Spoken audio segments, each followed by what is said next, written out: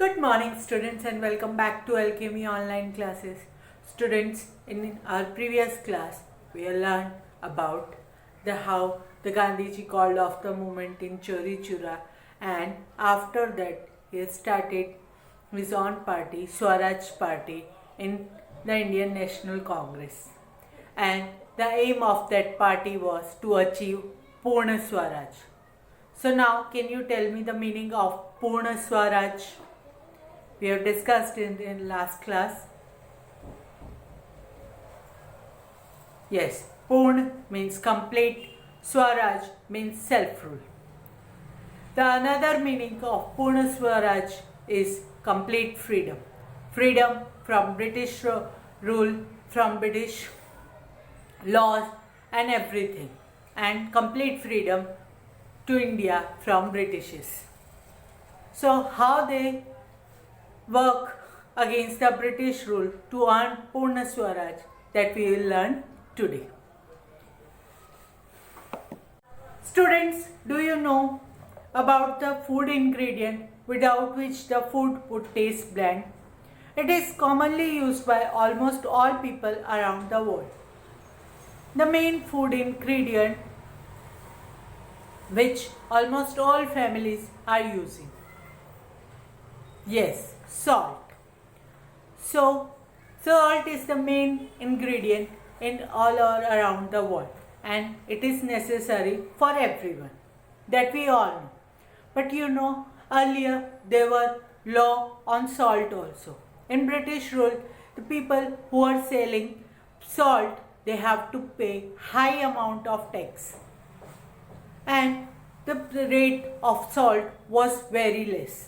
Now also it's very low, but earlier they were selling it to very low prices, and the sellers have to pay the high amount of tax. This was happened in British rule. So Gandhiji started boycotting this rule also. How? We'll see. To run Purna Swaraj movement, Gandhiji decided to break the salt law. The Britishers has made this law to prevent Indians from making salt. They were applying high tax on salt makers as well as salt sellers. On 12th March 1930, Gandhiji along with his followers set off from Sabarmati ashram to the coastal village of Dandi.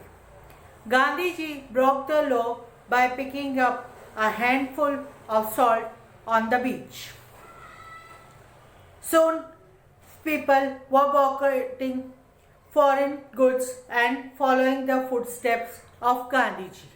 And there, Gandhiji used word, "With this, I am shaking the foundation of the British Empire." Gandhiji was boycotting the British salt law, and after that act, many other people from throughout the India were following them, and they started boycotting foreign things and they started purchasing Indian goods. So this is the way Gandhiji shook the foundation of British Empire. Now we'll read relative text from the textbook. The Civil Disobedience Movement.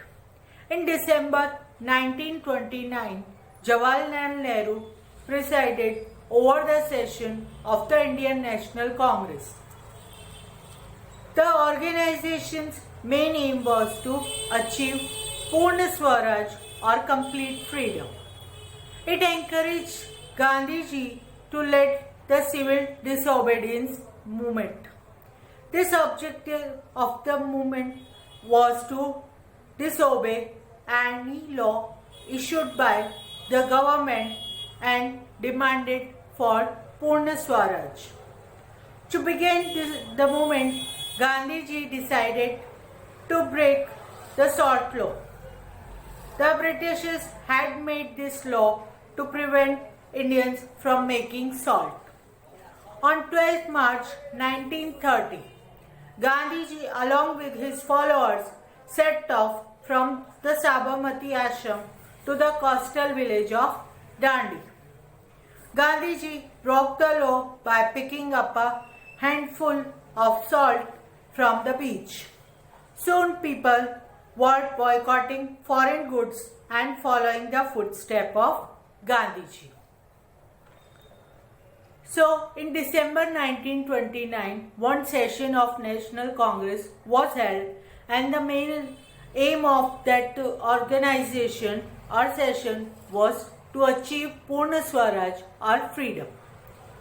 So, that organization encouraged Gandhiji to disobey the British things. He started movement, civil disobedience movement. The objective of this movement was to disobey any law of British rule to earn Purna Swaraj. He was not ready to accept any of the law or rule by British government.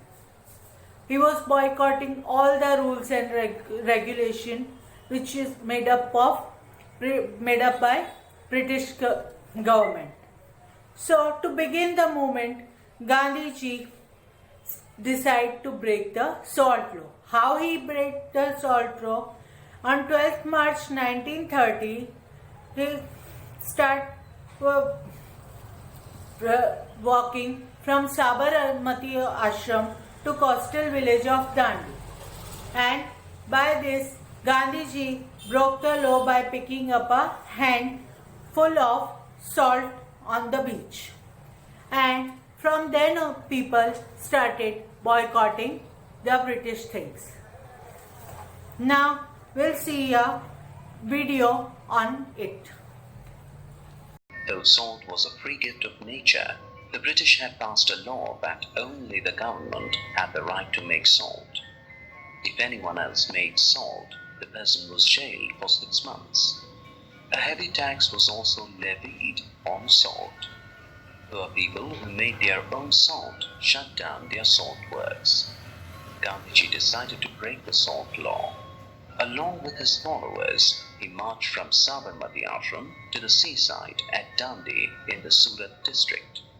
Covering 388 kilometers in 24 days, Gandhiji reached Dandi on April 6, 1930, and picked up a handful of salt as a symbolic protest against the salt law.